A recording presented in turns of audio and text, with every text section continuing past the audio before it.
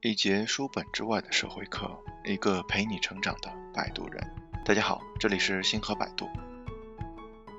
今天我们一起来讨论一个比较尖锐的问题：贫富差距差的是什么？托比·莫瑞斯是一位漫画家，他创作了一个小漫画 On a Plate， 从字面意思是在盘子上，引申过来可以翻译为轻易获得，意思就像别人放在盘子上端给你一样。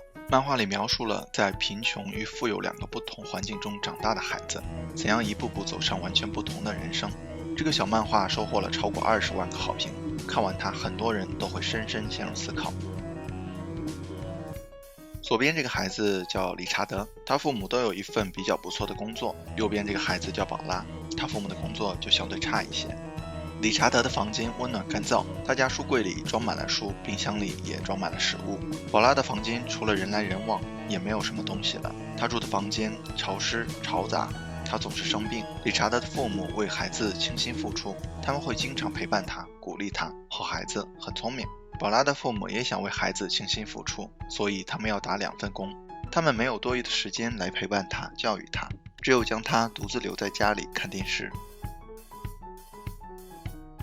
理查德去了一所好学校，资源丰富，学生优秀，学校里的老师也热爱自己的工作。宝拉的学校呢，班级人数太多，资金不足，老师总是疲于应付各种压力。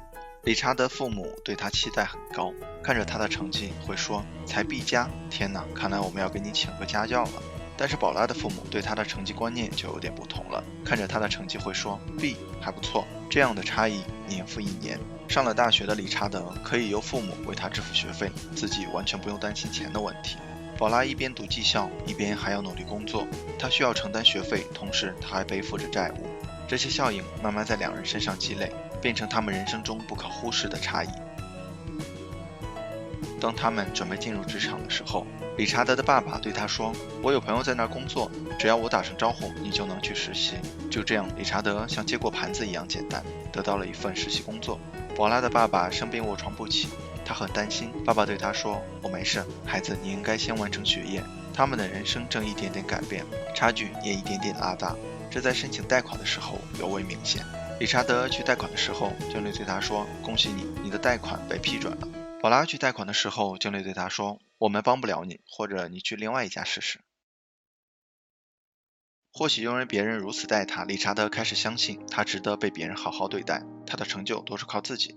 或许因为别人都如此待他，宝拉开始不自信，变得裹足不前，学着掂量自己的分量。有一天，在理查德的庆功宴上，宝拉和他相遇了。宝拉作为服务生，正端着一盘食物分给在场嘉宾。此时，人们正在好奇地询问理查德，你的成功秘籍是什么？理查德拿起一块食物，自信满满地说，我从不抱怨，努力工作，我讨厌别人的施舍，从没有人端着盘子递给我什么。虽然他正从宝拉端来的盘子里拿起一块食物，但他说这句话时却对这个事实视而不见。漫画很短，但意味深长。不可否认，漫画里描述的故事相对极端，现实生活中理查德不一定会一帆风顺，现实中的宝拉也可能会做得更好。心理学上有一个名词叫马太效应，指的是强者愈强，弱者愈弱的两极分化现象，被广泛应用于社会心理学、教育、金融以及科学领域。美国大学研究也发现，富人的孩子更可能成为富人，穷人的孩子更可能成为穷人。这个循环很难打破。究其原因，一个孩子出生在什么样的家庭，不仅受财富的影响，他们还会受到不同的生活环境、不同的思维方式、不同的行为习惯的影响，而这些影响也塑造了孩子不一样的人生。贫穷与富有，除了钱，差的是什么？星河认为可以体现在下面几点：一、贫穷的孩子抗风险能力差。现在很多90后都喜欢大学毕业之后不找工作，而是选择创业。他们的父母基本都是文化层次高，在改革开放初期奋斗出一定财富的60后，有足够的能力给孩子提供经济支持。相反，那些家庭条件相对较差，作为父母没有时间精力管孩子，也没有能力给孩子提供抵抗风险的支持。他们可以接受孩子平庸，但无法承担孩子陷入困境。我记得爸爸经常对我说过一句话，你要好好读书，考个好大学，将来就可以出人头地了。是的，绝大多数穷人家的孩子对自己的人生规划就是考个大学，找个工作。即便真的面临机遇，穷人家的孩子也很难背水一战，因为真的输不起。二、贫穷的孩子眼界较窄，眼光较短。富人家的孩子从来不担心钱、房子、车子这些问题，他们进入一个行业，完全可以遵从自己的内心，有充分的自由去选择。他们着眼长远，不会让眼前的小利益捆绑自己的手脚，他们考虑更多的也是行业的经验、积累的人脉、提升的空间等等。我在大学毕业的时候，不敢把自己真正的兴趣放在首位，哪个行业挣钱多就挤破头去哪里。我曾经把工资看得很重，多个200-300都会感激涕零，因为工资深刻地影响着我的生活质量。相反，我有一个同学，家里有数套商铺，家境非常优越，他喜欢画画，学的也是哲学这种找不到工作的专业。大学毕业时根本不像我们挤独木桥一样去大公司考公务员，而是接单画画，收入当然也比较低。我们一直以为他会永远这样下去，直到5-6年后，他成立了自己的工作室，由于长久的积累，一年利润很快过100万。说实话，当时的我们真的看不了这么远，因为对我们来说，相比生存，60分的生活质量已经很不错了，100分的生活根本不敢想。我们可能觉得安稳工作、买房还款、安居乐业，这是很不错的人生选择，这自然无可辩驳。但是我们现在也应该知道，这不是富人的选择，他们的起点往往已经是我们的天花板了。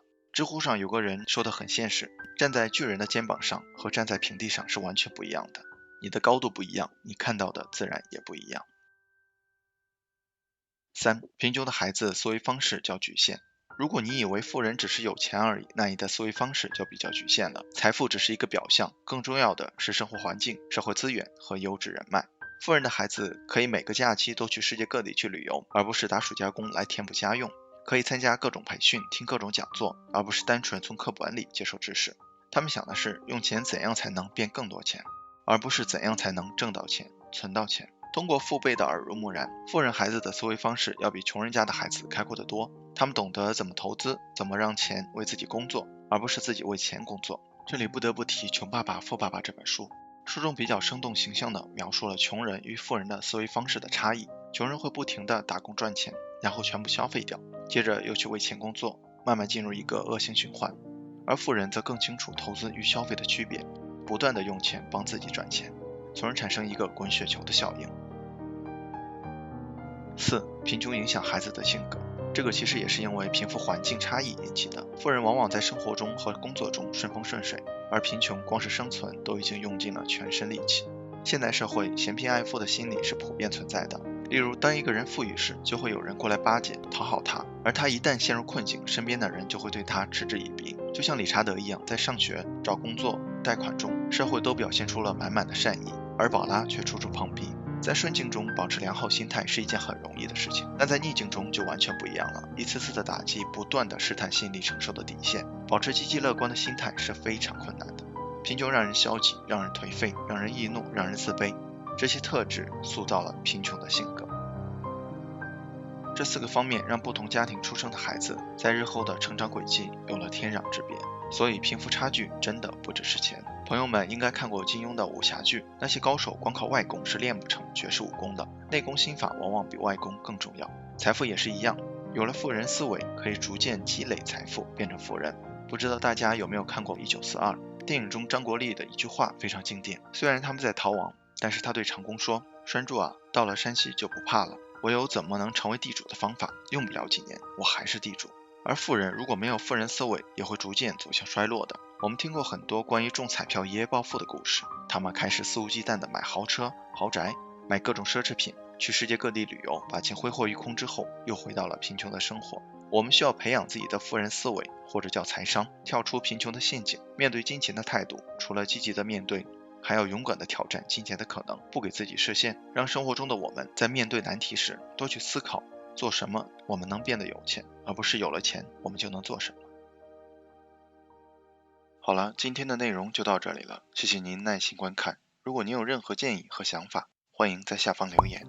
如果您喜欢星河的内容，还望订阅星河百度频道，点赞和分享给更多的朋友。星河将不胜感激，继续分享更多有关成长的优质内容。一个人可以走多远，关键在于与谁同行。愿成长之路有你我相伴。